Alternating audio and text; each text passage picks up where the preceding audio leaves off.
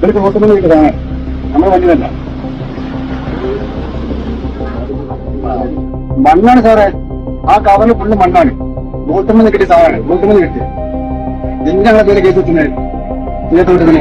മയക്കുമരുന്നുമായി excise arrest ചെയ്ത ശേഷം കോടതിയിൽ ഹാജരാക്കാനായി എത്തിച്ചപ്പോഴുള്ള പ്രതിയുടെ പ്രതികരണമാണിത്.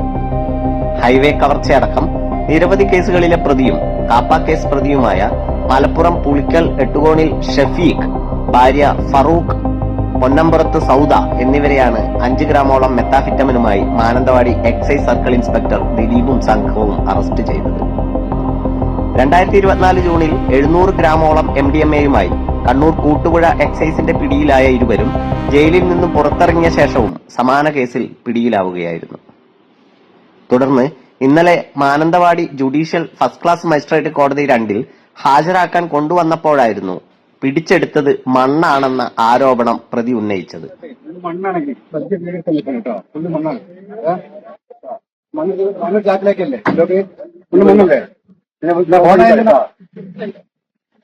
കാണാം, അത് ഫുള്ള് മണ്ണാണ് സാറേ. മക്കള് ഒരു ജാം സാധനം ഉണ്ടാവില്ല. റോട്ടുമണ്ണ് കിട്ടിയ ചാക്കല്ലേ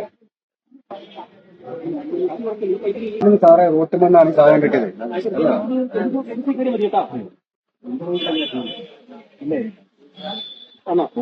കിട്ടിയ സാധനം നിങ്ങൾ എന്റെ വണ്ടി എടുക്കുന്നു, അതിന് ഫുള്ള് മണ്ണ്. ഞാൻ പറയും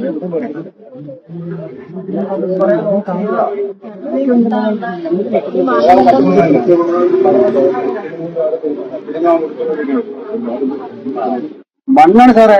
ആ കവറിൽ ഫുള്ള് മണ്ണാണ്. റോട്ടുമണ്ണ് കിട്ടിയ സാധനമാണ്, റോട്ടുമണ്ണ് കിട്ടിയ എന്താണ് പേര് കേസ് വെക്കുന്നത്.